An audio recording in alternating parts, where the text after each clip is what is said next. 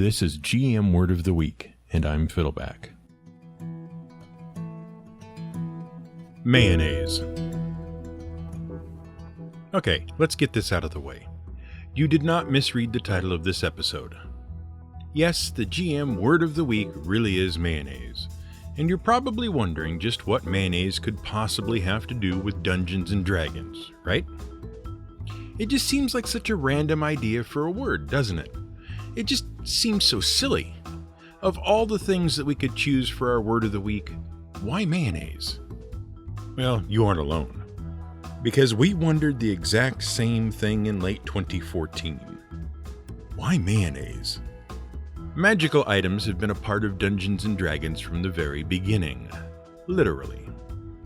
They were present in the very first D&D boxed set released in 1974, and unlike many things that have been around from the very beginning, magical items haven't actually changed a whole lot.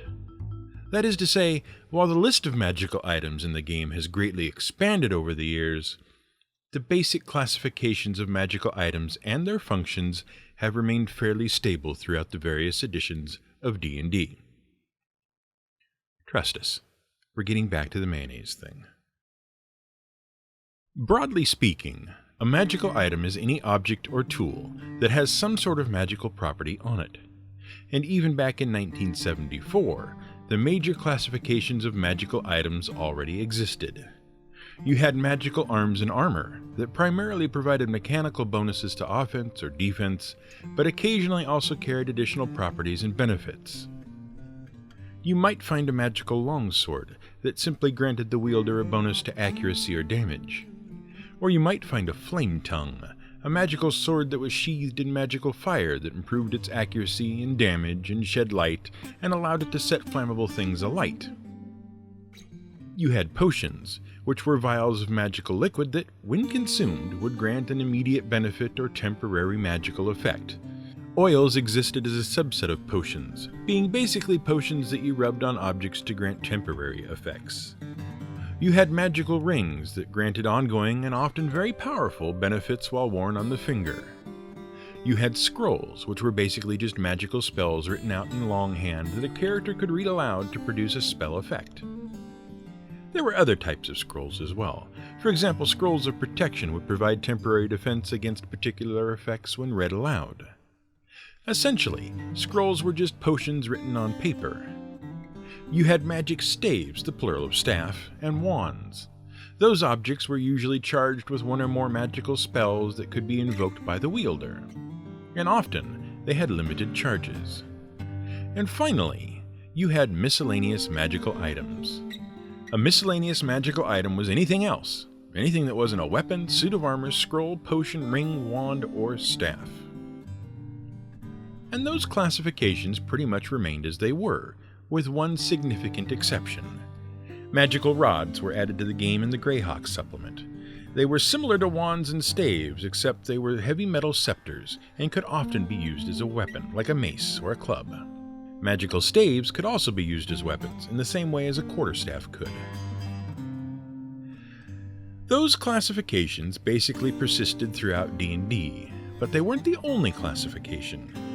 In fact, the third edition of Dungeons & Dragons, while it kept the same broad categories as the other games, did something far more interesting with classifying magical items. It took the basic forms of magical items as they already existed and divided wearable items up based on the places on the body where you would wear them. And it did so in order to prevent something called the Monty Hall problem. The Monty Hall problem, and here Hall is spelled with a U, is a game balance problem. It occurs when a game master allows the party to discover too many magical items, or too much wealth in general, and thereby buy too many magical items. As a result of the excessive magical item usage, the characters become exceedingly powerful and can often render challenges trivial by always having just the right piece of gear to shut down a difficult obstacle. Third edition attempted to curtail that problem by placing limits on how many items a character could effectively use, and how bonuses provided by particular items stacked. By keying certain types of bonuses to certain body parts, the game theoretically placed limits on how much power a character could gain from magical items. You could only ever wear one type of magical bracer, for example, or one type of magical glove, or one type of magical belt.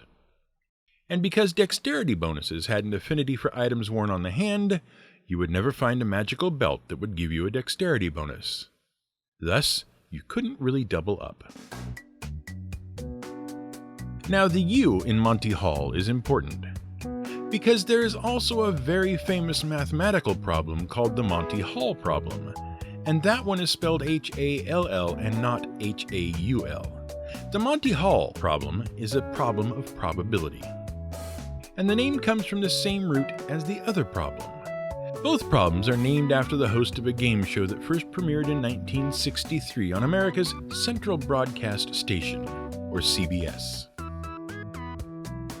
The show, Let's Make a Deal, featured a charismatic host named Monty Hall, who also happened to be one of the show's producers and creators. He would wander through the audience, picking out people at random and offering them various bargains. For example, he might walk out into the crowd and give someone $500. And then, just as they thought they could finally pay off their student loans, he would offer to let them keep the $500 outright, or exchange it for the chance to choose between one of 3 boxes, which might have valuable prizes inside, or might contain nothing at all. Over time, the deals got more complicated, but the format of the show basically remained the same, and it was the format of a particular game that created a very confusing mathematical problem. The problem goes like this. Monty Hall, the host, shows you 3 curtains. Behind one of the curtains is a fabulous prize, like a mustard-colored refrigerator or a new car. Behind the other 2 are booby prizes. For whatever reason, they loved giving away livestock, so the other 2 curtains might have goats behind them. The booby prizes were called zonks. So, you choose a curtain, 1, 2, or 3, and Monty would ask you if you were sure about your choice, and you'd say yes. But then Monty would open one of the other curtains. So if you chose curtain 1, he'd open curtain 3, and behind curtain 3 there was a zonk in the shape of a goat. After all, he'd never show you where the car was. And then he would ask you if you wanted to keep your choice or switch. Now, logically, it shouldn't matter whether you switch or not. Door number 1, the door you chose, had a 1 in 3 chance of having a car. That doesn't change just because you know door number 3 doesn't have a car. And everyone knew that. Even important mathematicians knew that. But one person didn't know that, and that person was in possession of the highest IQ ever recorded. That person was Marilyn Vos Savant. See, the Monty Hall problem first cropped up in a letter to a magazine called American Statistician. Marilyn Vos Savant wrote a column called Ask Marilyn in Parade magazine, where she would regularly answer reader questions. One reader wrote in and described the Monty Hall problem, and Marilyn Vos Savant declared that you should always switch doors after Monty Hall shows you a zonk behind one of the doors you didn't choose. She declared that switching doors would improve your odds of winning from 33% to 66%. And there was a great hue and cry from a great many people that she was utterly wrong. She wasn't, but it took many years for the mathematical community to understand why. Ultimately, the reason is difficult to illustrate without diagrams, but essentially it comes down to the fact that Monty's behavior is not random. Monty Hall would never show you what is behind the door you chose, and he would never show you where the car was. And that makes all the difference. So if you choose door number 1, there's a 1 in 3 chance that the car is back there, which means there's a 2 in 3 chance the car isn't back there. When Monty opens door number 3 and shows you the goat, that means there is a 0 in 3 chance that the car is behind door number 3. And that means there is now a 2 in 3 chance that the car is behind door number 2. We know, it's complicated and counterintuitive. Fortunately, there is YouTube. For now, just take our word for it. What does all of this have to do with mayonnaise? Well, see, there are other ways of classifying magical items beyond their form. For example, in 3rd edition, an attempt was made to make the rules of magical items more universal, so that all scrolls work the same way, and all potions work the same way, and all wands work the same way, and so on. And that led to the creation of 3 classifications of magical items: spell trigger, spell completion, and use activated. Spell completion items contained magical spells, like those cast by wizards and clerics and druids, which had to be finished by a spellcaster.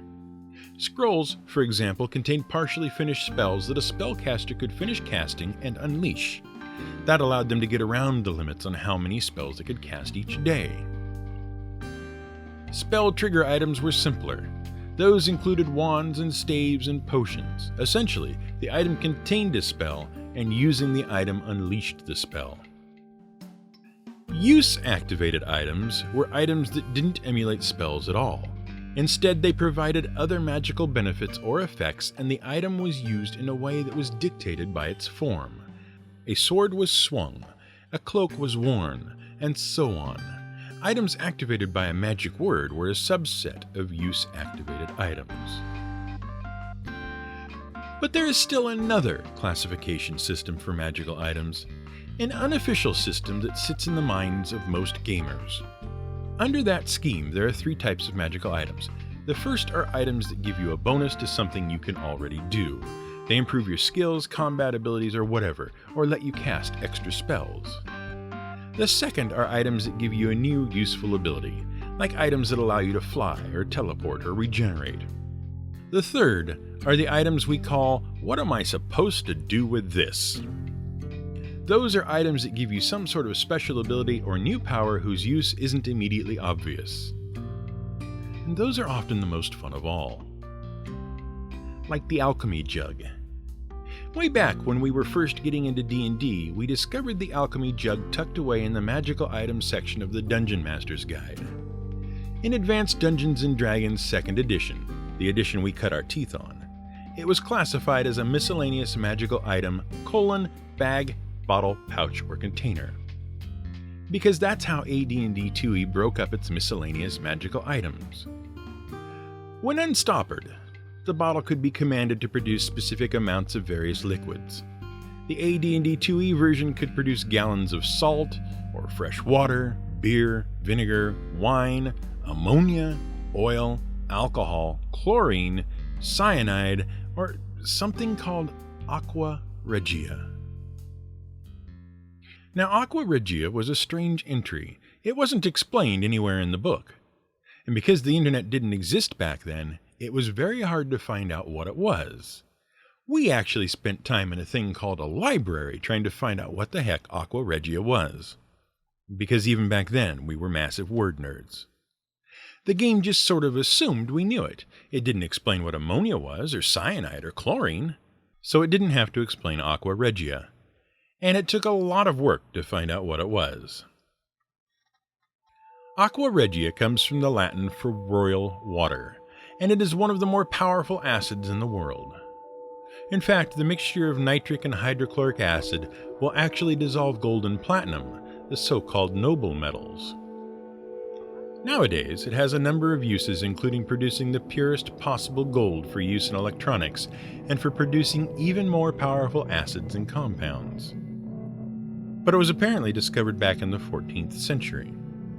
It was first described by a European alchemist whose name no one really knows. See, alchemy has always been steeped in secrecy and mystery, and many alchemists protected their work by publishing under false names and pseudonyms, and by encoding their notes in ciphers so the uninitiated couldn't learn their secrets. As much as alchemy is a forerunner to modern science in many respects, the idea of pooling and sharing knowledge is not one of them. Aqua regia was described by an alchemist and metallurgist who has been nicknamed Pseudo-Geber, or Fake Geber. See, his work was a continuation of another alchemist's work, the Persian alchemist Jabir ibn Hayyan. In Europe, Jabir was anglicized as Gibber, and so this anonymous alchemist published as Gibber. It is theorized he might have tried to create the impression that he, a 14th century alchemist, was the same Jabir who studied alchemy in the 9th century and had achieved immortality through alchemy. And he wasn't the only alchemist that tried to convince the world he was immortal. That's right, Harry Potter fans. Nicholas Flamel was a real alchemist before Rowling ever came along. But what about mayonnaise? Well, this is where things get odd, because it's pretty easy to see how useful a jug that produces water or beer or metal-dissolving acid might be in the D&D universe. But in late 2014, the folks at Wizards of the Coast decided to release a preview of some magical items from the upcoming 5th edition Dungeon Master's Guide. And one of the items in the preview was the alchemy jug. Except that the list of stuff it could produce had changed slightly. Instead of cyanide, for example, or chlorine, it produced something called basic poison. And instead of aqua regia, it could produce acid. And that's fine.